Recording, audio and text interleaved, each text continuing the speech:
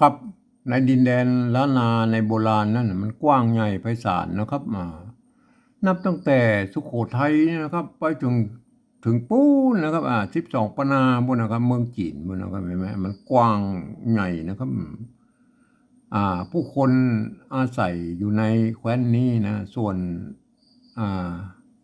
ใหญ่แล้วมันก็จะมีอยู่5 เผ่าพันธุ์นะครับหลักๆนะครับหมายไหมอย่างเช่นไตยวนไตลั่วไตลื้อไตเขินไตยองนะครับหมายไหมอันเนี้ยที่เปิ้นอาศัยอยู่ในแคว้นนี้สมัยนั้นนะครับเปิ้นใจอักขระเดียวกันนะครับคือภาษาล้านนาเนี่ยนะครับเป็นภาษาเขียนนะครับแต่ภาษากำอูเนี่ยมันก็จะผิดเพี้ยนกับไปนิดๆนะครับแต่ฟังกันหูเรื่องนะครับบดเดียวเนี่ยเห็นไหมรุ่นบดเดียวเนี่ยเพิ่นถ่ายทอดกันมา7-8 รุ่น10 รุ่นแล้วนะก็เห็นไหมมันก็ถ่ายทอดกันมาตามสายนะครับวันนี้มันอืมบดเดียวนี่มันมาก็อย่างว่ามันโหกันหมดแล้วนะครับเห็นไหมมันโหเป็นเผ่าพันธุ์ใดแบบเป็นเผ่าพันธุ์ใดนะครับมันก็เขียนกันไปมั่วกันไปมั่วมานะครับทีนี้มันอย่างว่าเฮาไปหันกำนั่นมันเขียนผิดเขียนถูกเขียนอะไรอย่างกระจ้างแล้วเขาก็จะไปทึกทักเรื่องนะครับเฮามาวิเคราะห์กันตามหลักของภาษาละนาก่อนนะครับแล้วเฮาก็มาก้อยมาอู้กันนะครับก้อยตุติตุ้มเต็มกันไปนะครับอย่าไปฟังผิดเถียงกันเรื่องนะครับเฮาวันนี้เฮาจะมาวิเคราะห์นะครับคำว่าเปนะครับเปนอนเนี่ยนะเปยวนเนี่ยนะเปละอ่อนน้อยเนี่ยนะเปแกว่งไกวนะเปนั่นก็เปนะอันเปนั่นก็มันเปนั้นมันจะต้องใช้ตัวเสียงสามัญนะครับเสียงสามัญเนี่ยเขาก็จะต้องใช้ตัวปะนะครับตัวปะนะครับถ้ามันใช้ตัวปะมันก็เป๋นะครับมันเป๋นะครับใช้ตัวป้านะครับไม่เก๋นะครับเป้ก็ไม่เก๋นะครับไม่เก๋นะสระเอนั่นนะครับไม่เก๋นะครับตัวป้านะครับง่ายกว่าครับเนี่ยแม่เป้นั่นนะนี่เป้นะครับบางครั้งนั้นเปิ้นก็บางครั้งเปิ้นก็เอาเอาเอาตัวละมากั้มนะครับไหมตัวละมากั้มเพื่อให้มันงามหน่อยหรือมันจะเหมือนไทยๆหน่อยนะครับปะนะครับเอาละมากั้มเห็นไหมเห็นไหม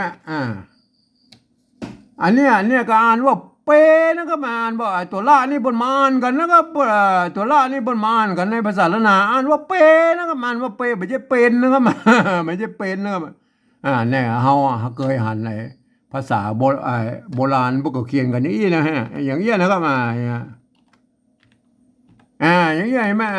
อันเนี้ยปนอ่านว่าม้านะครับไม่ใช่ม้าลานะครับอันเนี้ยมีหลักฐานอยู่นะครับแม่ที่ปนเขียนกันไว้ในโบราณนะครับไม่ใช่ม้าลานะครับอ่านว่าม้านะครับป้นบ่อ่านกันนะครับป้นอย่างเงี้ยนะครับแม่อย่างเงี้ยป้นอ่านว่าไก่นะครับอ่านว่าไก่ไม่ใช่ไก่นะครับป้นอ่านว่าไก่นะครับแม่ป้นบ้านตัวลอลิงเนี่ยตัวลาลอลิงเนี่ยป้นมาป้นอ่านตัวบนอย่างเดียวนะครับอ่านว่าไก่นะครับท่านเข้าใจแล้วนะเอาละกำนะครับเห็นไหมทีนี้มาอ่านตัวนี้มันก็เปิ้นก็อ่านว่าเปนะครับไม่ใช่เพนนะครับถ้ามันเป็นเพนแล้วมันจะต้องเอาตัวละเป็นนะครับเป็นนะครับเป็นมันจะต้องสะกดด้วยตัวละห่างละนะครับเห็นไหมจะต้องสะกดอย่างนี้ไหมอย่างนี้อันนี้เป็นนะครับเห็นไหมอันนี้เป็นตัวสะกดแล้วนะครับเห็นไหมห่างละเป็นตัวสะกดอ่านว่าเป็นนะครับอันถ้ามันกั้มด้วยละตัวนี้พ้นมาอ่านนะครับเอาละมากั้มเฉยๆอ่านว่าเปนะครับสรุปแล้วมันอ่านเต่ากันนะครับเปหรือเปแต่มันเขียนต่างกันมาได้นะครับก็ขอท่านเข้าใจไว้ตัวนะครับทีนี้มันการเขียนนี่มันไม่ยากแล้วก็มาเขาเขียนไปเอียแต่ว่ายากตอนที่ว่าเขาจะมาขยายความมาคนอื่นได้หูในหันตัวนะครับเขาจะต้องใช้ภาษาอื่นๆมาเขียนนะครับเปิ้นห้องว่าปริวัตินั่นนะครับปริวัติก็คือ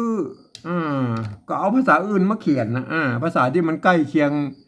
ภาษาละนาที่สุดก็คือภาษาไต้นะครับภาษาไทยนะครับมันเกิดมาจากที่เดียวกันนะครับ ก็คือปอกขุนรามคำแหงอันเดียวกันนั้นนะครับก็มันเก่าเงามันมาจากที่อันจากที่นั่นนะครับทีนี้มันเฮาอ่าก็ต้องมีหลักการนะครับการปฏิบัติเนี่ยนะครับเพราะว่าภาษาไทยนั้นมันเป็นระบบ5 เสียงนะครับอันภาษาเมืองละนามันเป็นระบบ6 เสียงนะครับเนี่ยแม่จะเอา5 เสียงมาเขียน6 เสียงมันก็ลำบากนะครับมันลำบากเพราะฉะนั้นเราจะต้องใช้ต้องมีการดัดแปลงนิดๆหน่อยๆนะครับก็คือปฏิวัตินะครับผมเองเนี่ยผมใช้หลักการปฏิวัติภาษาละนาเนี่ยโดยการเอาภาษาไทยมาเขียนเนี่ยตามแบบของสภาวัฒนธรรมมหาวิทยาลัยเชียงใหม่นะครับเปิ้นตกลงไว้เมื่อปลายปี28นะครับเปิ้นตกลงกับไว้ว่านะครับการเอาภาษาไทยเนี่ยมาเขียนปริวัติเป็นภาษาละนาเนี่ยกระทำได้อยู่3 แบบนะครับก็คือแบบที่1เปิ้นจะเอาไว้เขียนลักษิลาจารึกนะครับหรือเอกสารสำคัญโบราณนะครับเห็นไหมอันนี้เฮามายุ่งถึงแล้วครับเฮามาโอ้ถึงแล้วเฮามาโอ้ถึงแบบที่2นะครับแบบที่2นี่ก็คือนะครับหลักการเปิ้นว่าอันยืมเอาอักษรไทยมาปรับเทียบเพื่อเป็นอักขระละนานะครับแล้วก็ประกอบกรรมกันมากับแบบภาษาไทยผสมผสานกันไปนะครับบางครั้งสระหรือไม้เนี่ยมันมาตรงมาตัดกันก็เอาไทยเป็นหลักนะครับบูรณะคำศัพท์มันเป็นไทยเป็นหลักนะครับเวลาอ่านนั้นท่านจะต้องนึกถึงว่าเป็นอักขระละนานะครับหน้าตามันแบบไทยแต่ทุกอ่านเป็นภาษาละนานะครับเฮามากอยเลยนะครับเห็นไหมเฮามากอยเลยนะครับตัวป้าไม่เก๋นะครับอ่านว่าเปนะครับอ่านว่าเปนะครับไม่เก๋ใส่สระเอนะครับตัวป้านะครับตัวป้าก็ยืมตัวพ่อพานมาเป็นแล้วก็เนี่ยเห็นไหมตัวนี้อ่านว่าเปนะครับไม่ใช่เพนะครับอ่านว่าเปตัวป้าแล้วก็ไม่เก๋อ่านว่าเปนะครับอ่านว่าเปนะครับอ่านว่าเปนะครับอันตัวที่2แล้วครับตัวที่2แล้วก็ไม่เก๋ตัวป้าตัวลอลิงนะตัวละนะเห็นไหมตัวนี้ก็อ่านว่าเปนะครับอ่านว่าเปตัวละนี่เราไม่ต้องไปอ่านเป็นอ่านไม่ต้องไปอ่านว่าเพนอย่างโมนี่นะมันไม่ใช่นะครับอ่านว่าเปนะครับอ่านว่าเปเนี่ยนะอ่านว่าเปนะครับเนี่ยอ่านเท่ากันนะครับเปนะอันนี้ก็เปนะอันละตัวละกรรมเนี่ยเปิดเอามากรรมเฉยๆนะครับในภาษาละนานะเห็นไหมอันแบบที่2ก็ได้แล้วนะครับท่านจะต้องเป็นคนที่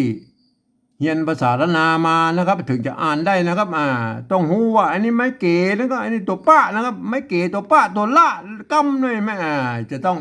ท่านจะรู้หลักภาษาละนานะถึงจะอ่านได้นะครับคนทั่วไปว่าสามารถเข้ามาอ่านได้นะครับมันจะผิดเพี้ยนนะครับทีนี้เรามาอู้ถึงการปฏิวัติแบบที่3นะครับการปฏิวัติแบบที่3นั้นเปิ้นบอกว่านะครับหลักการเปิ้นบอกว่านะครับฟังเอาเสียงภาษาละนาทั้งบนเปิ้นว่าจะได้นะครับ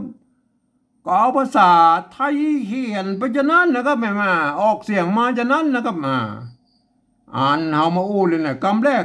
เฮาได้ยินเสียงว่าเปนะครับเปนะครับก็สระเอนะครับเปไม่ต้องใช้ปอปาเขียนนะครับเปอันนี้ก็เปแล้วนะครับได้แล้วเห็นไหมง่ายกว่าครับเป